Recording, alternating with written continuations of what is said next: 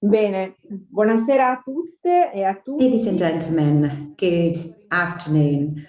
I wish to thank the organizers of this webinar and also our friends that are always ready to pay attention to all of these scenarios in the world in which the rights are somehow put aside. So I'd like to thank all of our friends from the organizers and also all the speakers that will share with us contributions from South America. Today we're talking about environment, but we're also going to talk about rights and the strength of women.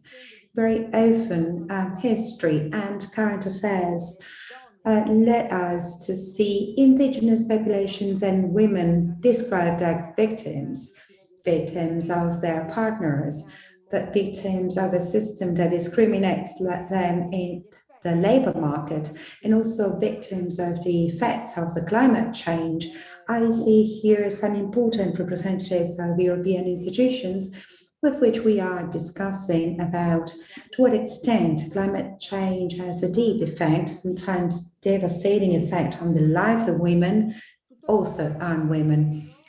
This is sadly true, but women are not just this, because women are much more than this.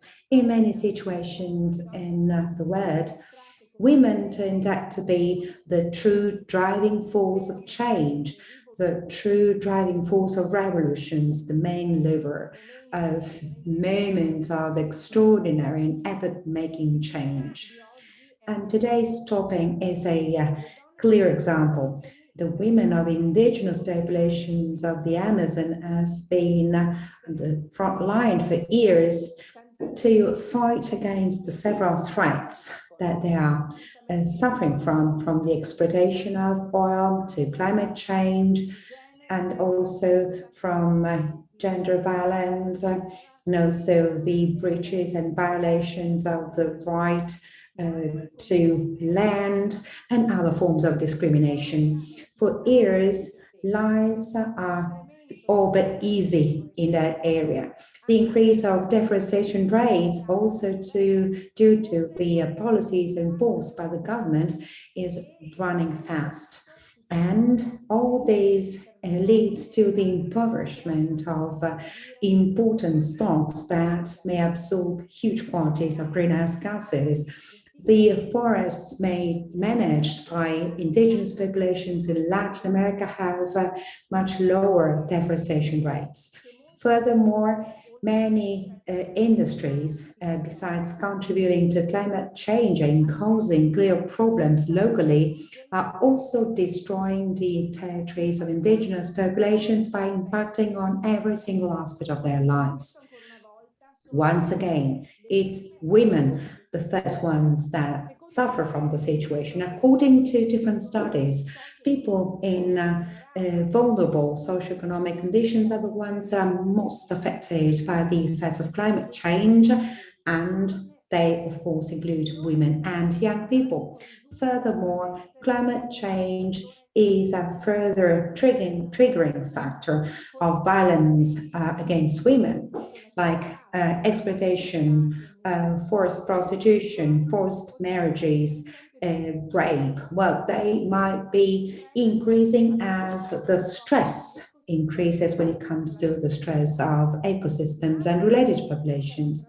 In areas of the world in which environmental degradation progresses, women and activist women that fight to defend their rights and also climate justice, migrants and climate refugees, more and more often are the object of episodes of violence. In the Amazon, the civilian society and indigenous populations play a major role in the environmental management. Indigenous women also play a fundamental role. Women that lead their communities to protest against the extractive activities, that fight against governments to protect their lands, warriors of the forest that enforce the laws and prevent illegal and unlawful organizations to enter their territories. And for this reason, they are threatened and they undergo continuous retortions. and retaliation. This is the reason why we have to voice them. We have to give a new voice to indigenous populations, to the civilian society that deals with these problems every day, and also those brave women. The minor political representation of women in the world opens a central issue in the fight against climate change. And also in the Amazon, indigenous populations are in the front line when it comes to the fight against climate change, and therefore they have to be at the center of decisions made internationally. Furthermore, recently, women in that area succeeded in acting as a network and to bring their instances at international conferences like COP26 that is taking place in these days. Their determination makes their voice even stronger, but this may not be enough. It is necessary to involve the indigenous communities and the civil society and also women in a regular way in the delegations that participate in high-level international summits. It is necessary to place their requests and their points of view at center environmental policies. We should not forget that many indigenous communities implement productive and sustainable projects that have a positive socioeconomic impact and lead to an improvement of the quality of life. The fight against climate change is a huge struggle. It's a complex battle, and we are all aware of this. We cannot imagine to win it by cutting out half of world population, that is to say, women. And we cannot cut out those that protect 80% of biological and cultural diversity at world level. The indigenous and those that represent the point of view of those that are more impacted by the effects of change. So after these preliminary remarks, and by thanking the organizers once again, I'd like to give the floor to Alison Smith, who is the Director of the Criminal Justice and International Justice, No Peace Without Justice, and also the coordinator of the Amazon project that deals with the fight against the violations of human rights and impunity. Alison, the floor is yours. Thank you. Thank you very much. And thank you, Honourable Alessandro Moretti, for hosting this event. And thank you to all of the speakers for your participation.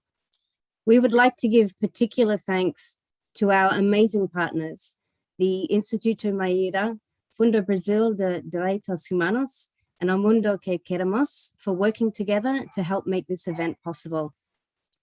Indeed, No Peace Without Justice is honoured to work with these partners and others in the context of our project on accountability for deforestation and other environmental devastation in Amazonia, which is generously supported by the Nando and Elsa Peretti Foundation. There is growing recognition of these issues. At COP26, world leaders have pledged to eliminate deforestation by 2030, and there is a growing international commitment to find solutions to climate change-related problems.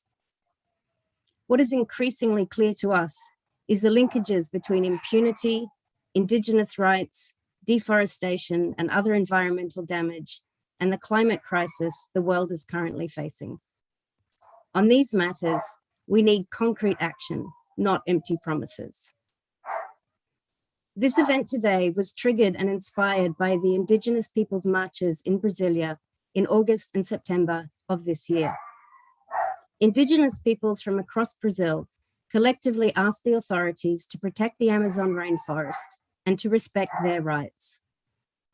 Today, our speakers, local organizations, Indigenous representatives, and individuals working on protecting the forest and its people will share their perspectives on the general political situation, the practices that led to deforestation, and the problems that Amazonian, Indigenous, and forest communities face. We will also hear from Indigenous women leaders and activists about their experiences in protecting their territories and working for the well-being of their communities and their vision for the future. And with that, I look forward to hearing from our speakers. Thank you very much. Thank you very much, Alison. And adesso diamo la parola per la nostra prima parte, the floor to the first part of our meeting to the voices of those that every day deal with topics linked to deforestation and to the rights of indigenous populations, and those that do that with a particular attention to the Brazilian Amazon. So Paulo Celso de Oliveira, lawyer belonging to the Pancaruru people, and Gerson dos Santos Uchano, who is an anthropologist belonging to the Panigua population, both collaborating with Fundo de Brasil de Direitos Humanos, and therefore I give the floor to them. Thank you.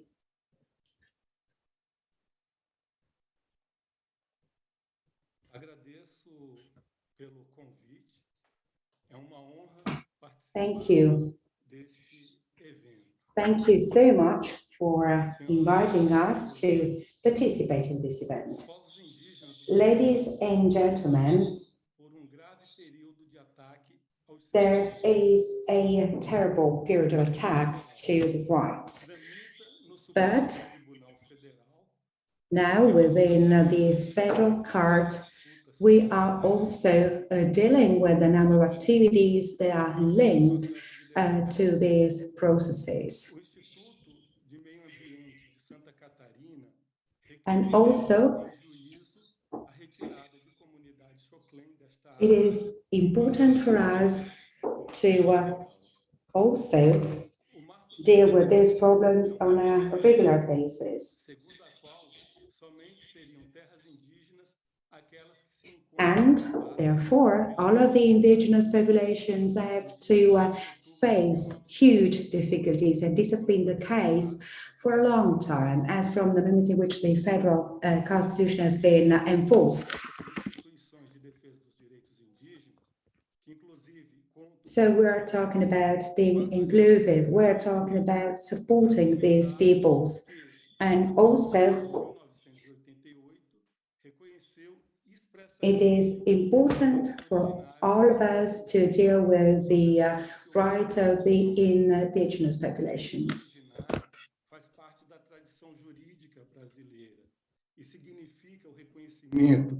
All these rights are part of the legal tradition in Brazil, specifically to the recognition of this land rights. All these land rights were before the establishment of the state. The decision and the ruling of this court is particularly important. Not only it deals with this topic, but it will refer to other projects of the indigenous people's lands. At present, there is an underway process. The Bill 490 of 2007 is a bill which is analyzed in the Congress and which establishes what is the time limit to define the demarcation of the land rights. By doing so, some land areas will be recognized. This agreement should be subject to the national sovereignty, specifically to respect rights of indigenous peoples in the use of their lands. Furthermore, all the business and economic activities related to lands of indigenous peoples should be regulated in order to enjoy public services. This bill is a colonizing bill. This is evident. This is totally anti-constitutional, but it's used to mobilize all these sectors opposing our ideas. I would like to thank all the participants at this event, and I thank for all the contributions, and please really inform the European Parliament on all our problems in order to accompany our rights, maybe by promoting campaigns and protests in our favor. Thank you.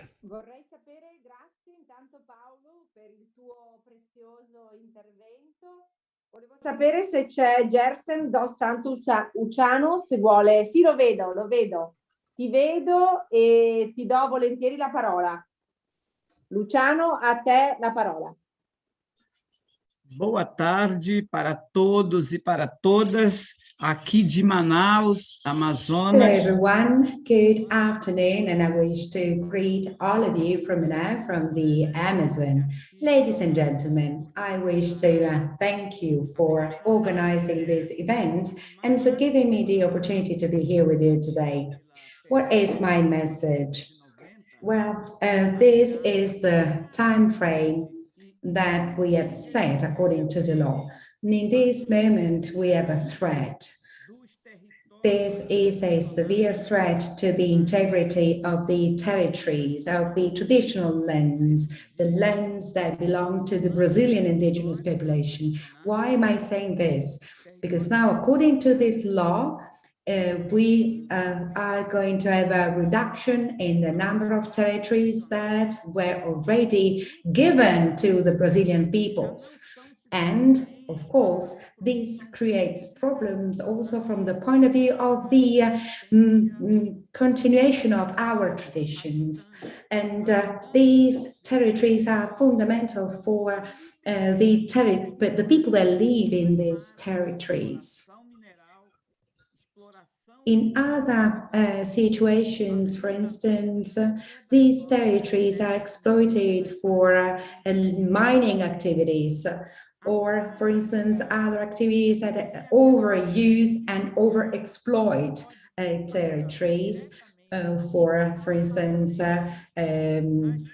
zootechnic activities. And these may entail lethal consequences for the inhabitants of these areas and of Brazil, because these territories, these indigenous and traditional territories, the ancestral territories, are a point of reference for their culture.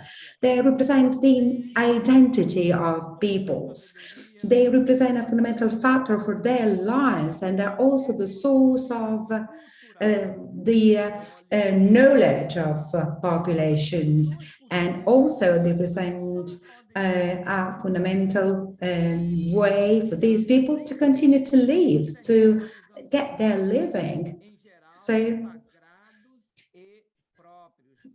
these territories are sacred for the populations that live there.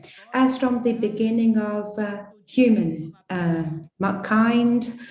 they have belonged to these populations. So destroying these territories is a breach of human rights, of the human rights of those populations, because in that case, one of the sacred principles for indigenous populations will be removed.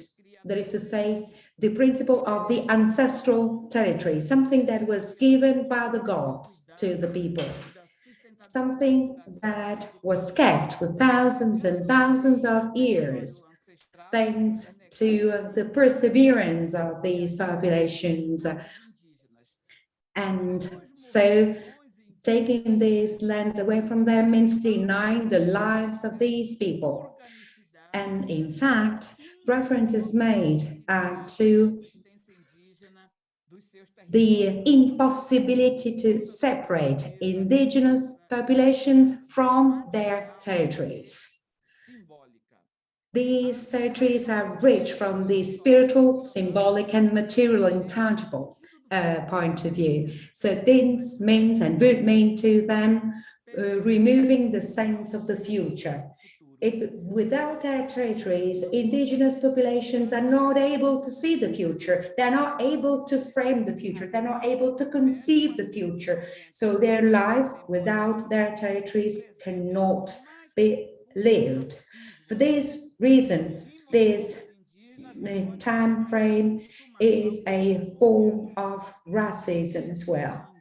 And these goes to the benefit of course, consumerism. And for this reason, indigenous populations will continue to defend and protect their ancestral territories. They ask for solidarity, for international solidarity and support. And today, the support from the European Parliament. Thank you. Thank you. Thank you, Luciano. Thank you, Paolo, for your words.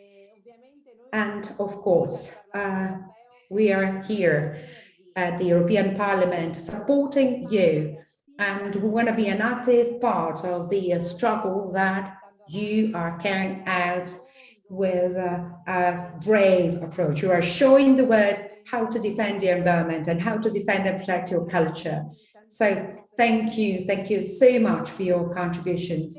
And now I'm glad to give the floor to Brenda Britta, who is a researcher at the Amazon Institute, which is the organization that signed the campaign with the Amazon. Thank you very much. Good afternoon. I'd like to thank the organizers for the invitation and also to greet the members of the Parliament, all the event speakers, and all those who are watching us.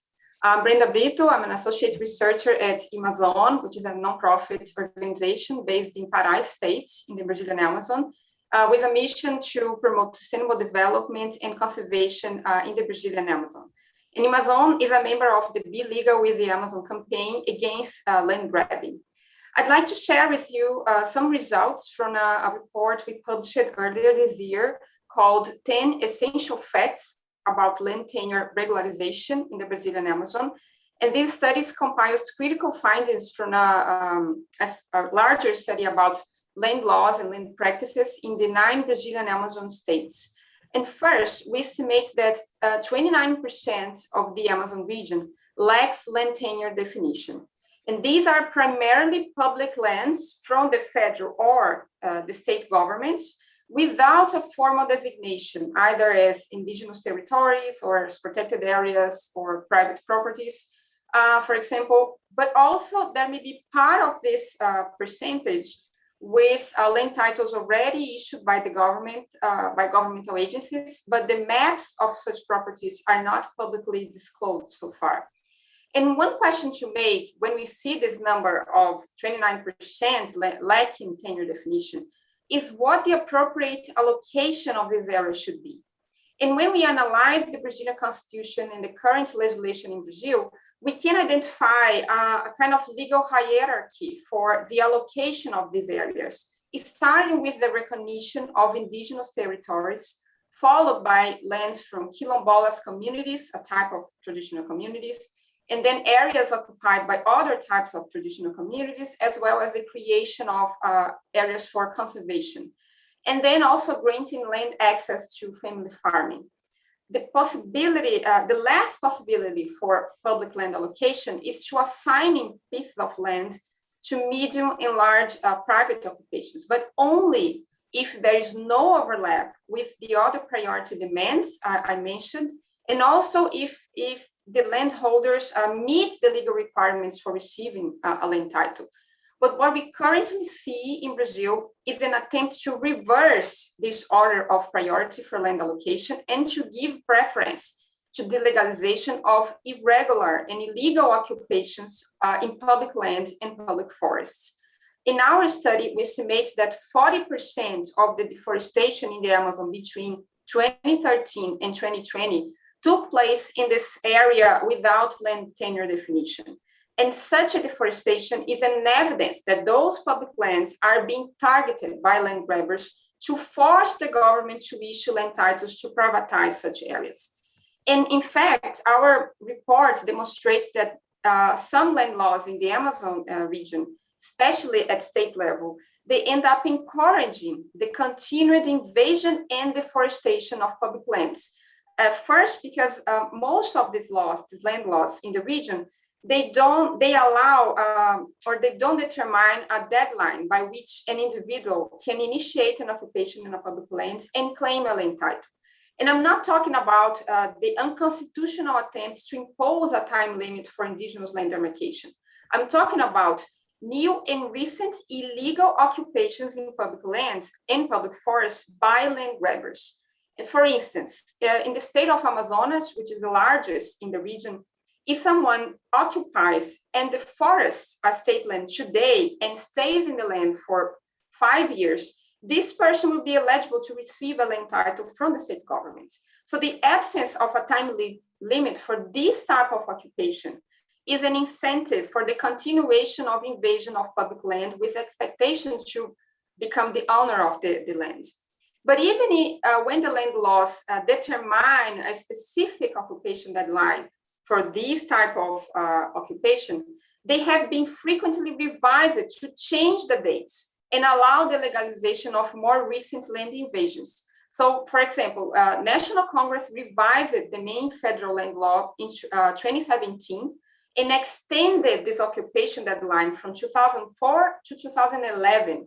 And it means that those who illegally occupied public lands after 2004 and until 2011 can now claim a land title. And every time there is this type of deadline extension in the land law, it triggers a new phase of what I call the cycle of land grabbing and deforestation that starts with the illegal occupation of public land, followed by its deforestation to signal land use. And then the invaders register these parcels in public databases and request a land title from the state or the federal agency. And if the legislation doesn't allow the recognition of such occupations, they then lobby the executive and the legislative branches to revise the law in their favor. And if the law is changed, then it triggers again the cycle of occupation and deforestation. And since 2019, we have lived in this lobby phase of the cycle because the federal government and part of the Congress, they have been trying to change the land law again. They want to extend the occupation deadline and allow the privatization of public lands illegally invaded and deforested more recently.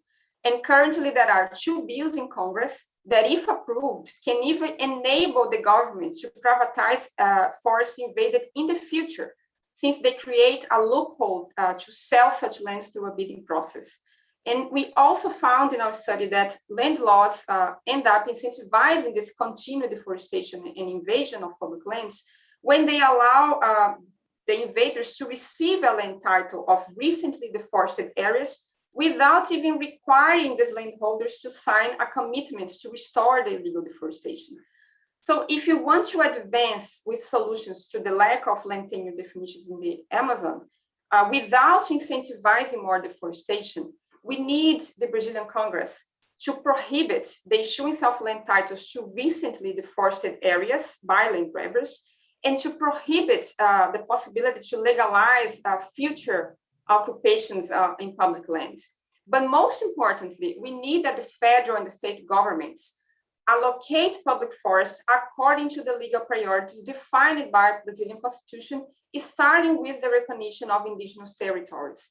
Otherwise, we keep seeing the advance of deforestation into our public forests, as we have witnessed in the last few years, with deforestation increasing in regions that used to be conserved.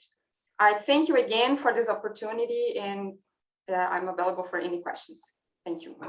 Grazie. Grazie Brenda per il tuo importante punto di vista. Thank you Brenda for your important point of view, and also for the perspective that you have outlined.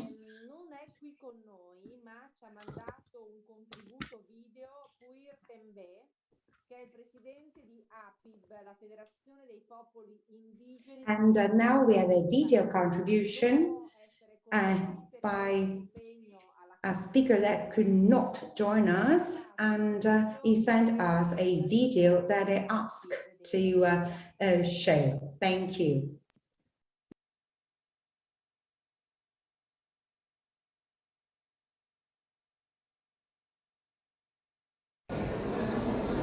Me chamo Puir Tembe, do povo do Tembe, do estado do Pará. Sou parceira do Instituto Maí.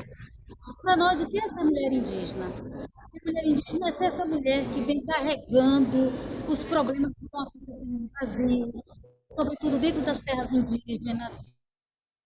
Vemos lutando para defender a vida de nossa vida, a vida do nosso filho. Mas defender a floresta em pé. Então a gente tem feito isso, muita defesa do nosso território, defesa da demarcação das terras indígenas. E é isso, a gente vem pensando como atuar diante dessa situação devido à atual conjuntura que o país está passando. Sobretudo o Brasil. O Brasil tem tido um problema sério com o governo brasileiro. Então, portanto, é importante refletir o que está acontecendo e o papel que nós, mulheres, estamos enfrentando e desenvolvendo. E é isso, é encarar a pandemia, ir para as ruas, defender. We do during this pandemic? What should we do? We should defend the life of future generations. We have to protect the environment. This is one of our priorities. This is one of our main tasks, our main role. Therefore, you should know what is happening in Brazil. You should come and see with your eyes what is happening, what this genocide policy is causing. You should know our peoples, our fight, our Altamira region, our Pará state. I would like you to share with you our goals. You should know the Arara population. Torniamo adesso in presenza e voglio dare la parola a Daniel Lopez Fagiano, che è il I'm direttore. going to give the floor to Daniel Lopez Fagiano. He's director of the Institute Mayra. You have the floor, Daniel. Good afternoon, everybody. I would like to thank for inviting me in this important event. As other speakers say, I really would like to thank all the personnel and whoever organized this event. My name is Daniel Lopez Fagiano. I'm an anthropologist and I'm specialized in human rights. At the moment, I'm leading the Maira Institute. This institute works on human rights, trying to strengthen the self-determination of peoples and communities, specifically the traditional communities. We believe that indigenous peoples, thanks to their relationship with land, with Mother Earth, with nature, thanks to their deep knowledge of it and their strong spirituality, may manage to improve the present situation and the threat. The climate change and all these other phenomena are caused by the capitalist society. They are really piling up capitals and they are damaging all our mankind. In 2021, a few months after the launch of this report, without paying attention to the content of report, banks, financial institutions met in Rome, in Italy, not to debate the future of our planet, but rather to plan methodologies of intensification of agribusiness. Here in Brazil, agribusiness is one of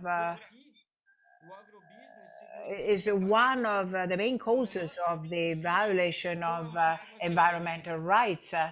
That's why we have to act urgently. This is only to show you how this agribusiness works in Brazil. That's why I would like to talk to you about Lucas city.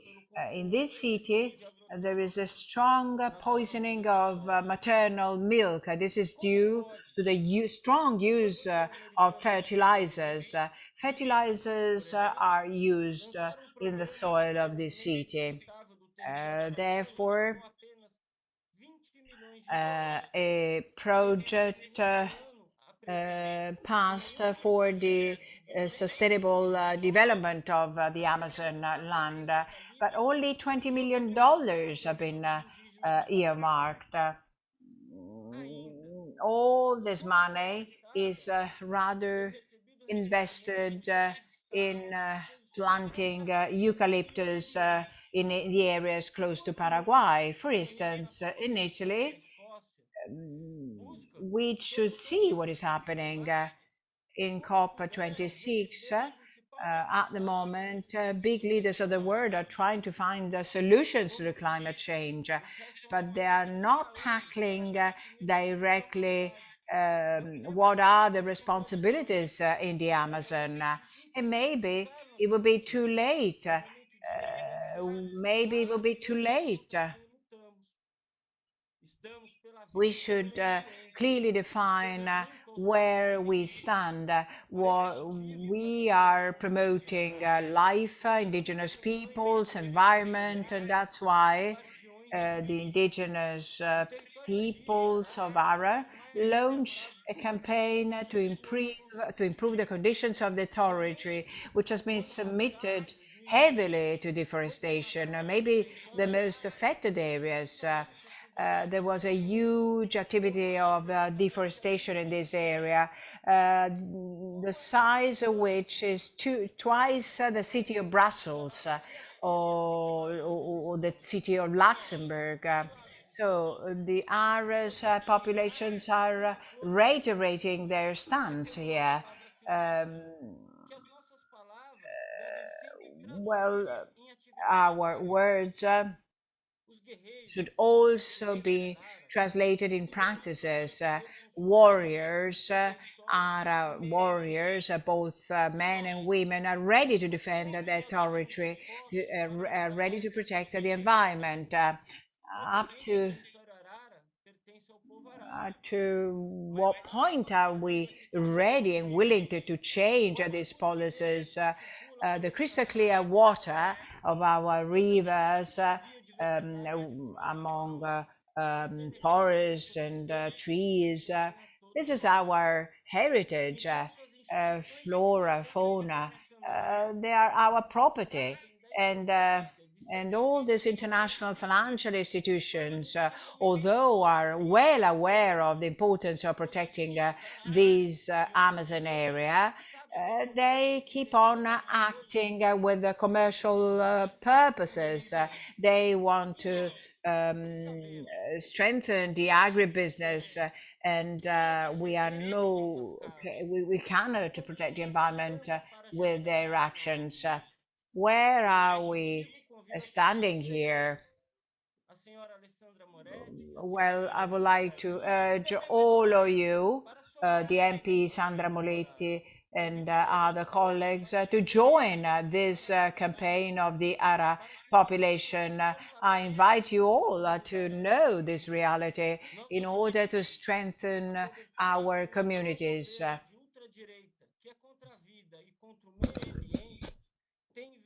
Our rights are protected by certain people.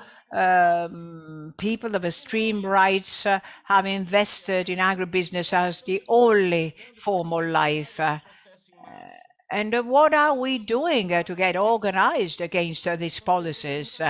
How do we want to transform a reality? There is only one way forward. We have to eliminate this business model, which is destroying us. We have to abandon and cut out the agribusiness in our areas. Women and men should leave aside profits. Nature will save us. Nature can save us, but in order to do so, we have to abandon this style of life that we have imposed in all our earth. There are other forms of balance with nature. All these new methods could be flourishing in the future. We don't want violations of human rights in favor of profits.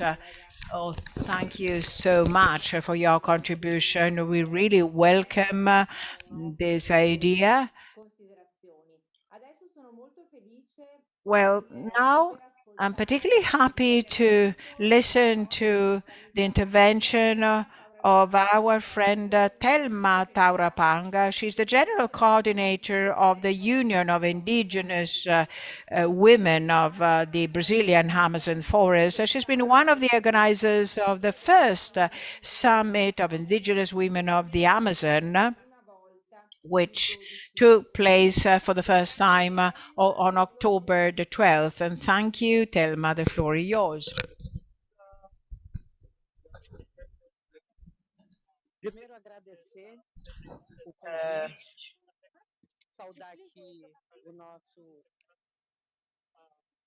I would like to thank you all for this invitation.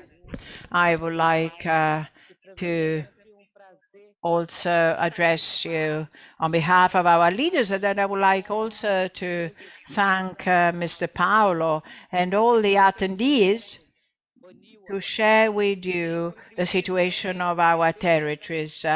Thanks to your contribution to defend our territories.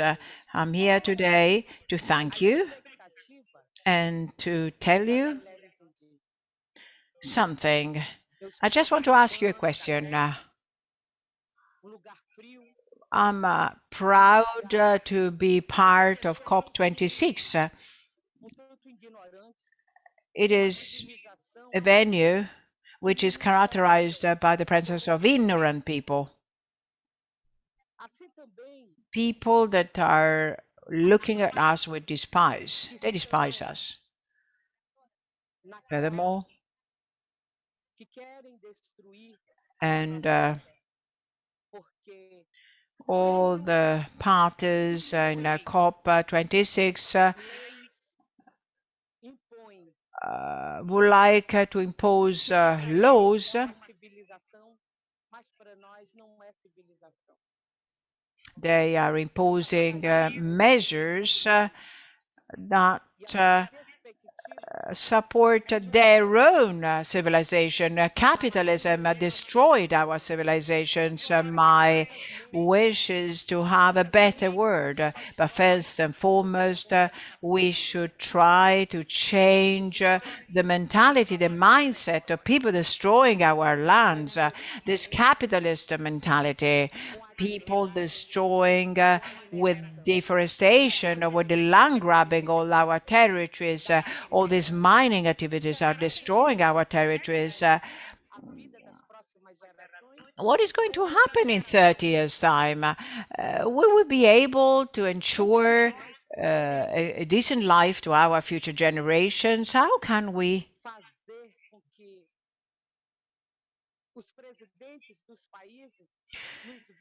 find a way so that the leaders and presidents of the different countries can see us as human beings?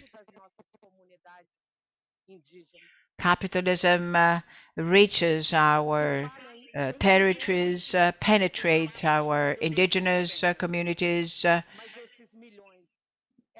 and we are talking or they are talking rather, all these governments and leaders are talking about millions and millions to be earmarked to the saving of the land or the distraction of our areas. We would like to take care of not only Amazon, but all the areas and lands of vulnerable people. We would like to protect all our lines. I'm now far away from you, but here all these decisions are made that are going to affect our territories.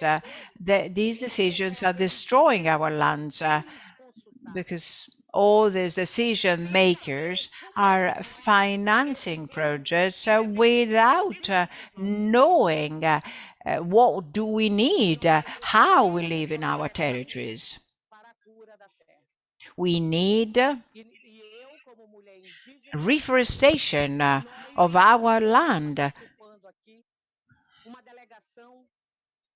We, all the attendees in this event, we are representing the situation of 40 indigenous women. Women that left their territories to come here. They left their children behind, and they try to be here in order to make their voice heard, in order to bring their ideas, their claims. We urgently need that the entire world can see us as human beings. It's not only a question of money. They should pay attention to our life as human beings. Thank you. Thank you so much, Thelma, for your words. I'm really enthusiastic about sharing all these testimonies. They are so important. And now I'm going to give the floor to Eleonora Evi. She is part of the European Greens. Eleonora, you have the floor. Thank you. Thank you, Alessandra. Thank you for all of you, for all these important testimonies that are far more than testimonies, but are rather words and actions, I would say. And more these actions should be concrete, should put into place. I fully share all you said. I'm thinking of this pledge, this commitment coming from COP26, stopping the deforestation by 2030. But this is a further pledge subscribed by so many countries, among which Brazil. But we are well aware that deforestation cannot be ended by 2030. This is an urgent action. We need it today. We need to really stop the destruction of our territories.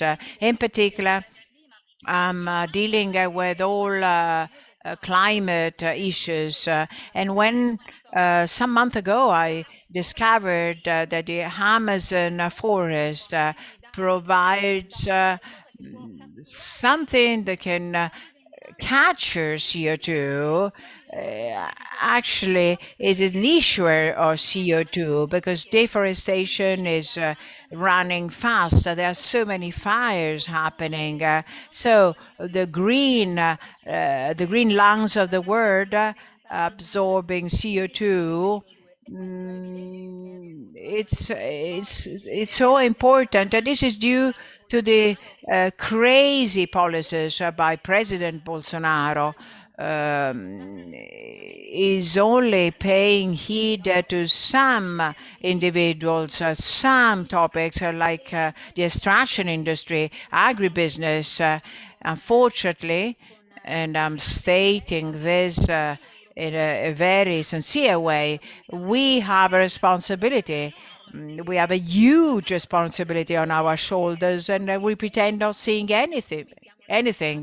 With our consumptions, we are responsible of the 10% of the global deforestation. So part of the Amazon has been destroyed because we want to import meat, soya, biofuels, products that are the main drivers of deforestation. That's why I'm really pleased to hear that the European Parliament has passed a bill. This is a request to the European Union to prohibit the imports of some products causing deforestation. But nowadays, this is only a promise. This is only theory. We are in the middle of legislative promises, but there are no pledges. That's why we should be more and more focused on these topics. For example, the trading policy of the European Union vis-à-vis the rest of the world. For example, the European Union Mercosur trading agreement will increase even more the exchange of all these products that cause deforestation. We cannot allow that.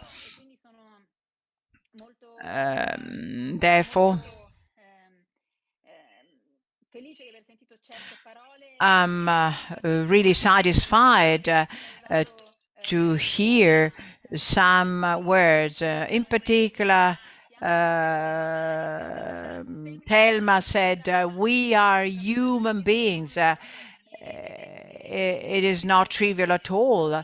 It's unbelievable how, thanks to our being individuals, we have to claim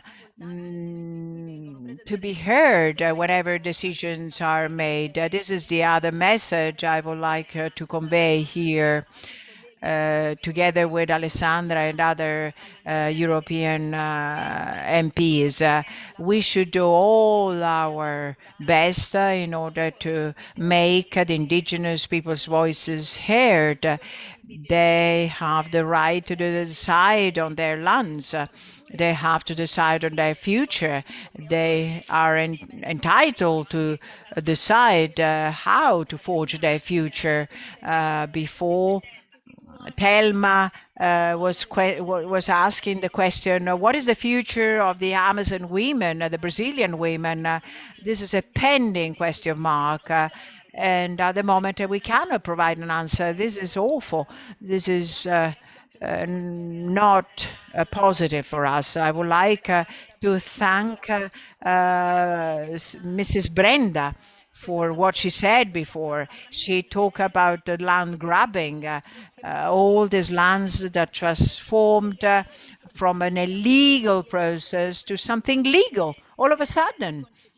This is inconceivable and it should be stopped. I would like to conclude by saying that here in the European Parliament, we should really pay heed to these initiatives. We should forge a coalition of European member of parliaments that can bring all these cases into the mainstream. Thank you. Thank you, Eleonora. Thank you for your valuable contribution, and I would like to thank everybody, all the attendees and participants in this important initiative. And I believe this initiative made us even more aware of all the topics and the urgency to have at the center of the decision-making process the people submitted to this climate change. Nowadays, Western countries should take on the responsibility to modify for the better the situation. I also believe that the commitment of the European Parliament is decisive in defending the voice of the indigenous communities. We should make the voice of indigenous women heard. They are so brave. We heard the voice of Thelma. We heard the passion and the courage of these battles she is putting forward. We are in the lucky side of the word, if you say, and we are entitled to talk, we are entitled to express our potentials, and we can give voice to democracy, to freedom, to our values, values which are the foundations of Europe. We have the moral and political duty to give voice to the people who are limited in the exercise of their rights. So thank you so much. Thank you to the protagonists of these battles. All together, we are with you and we are available to bring in the European Parliament your claims. Thank you so much, and we will see you on the next future opportunities.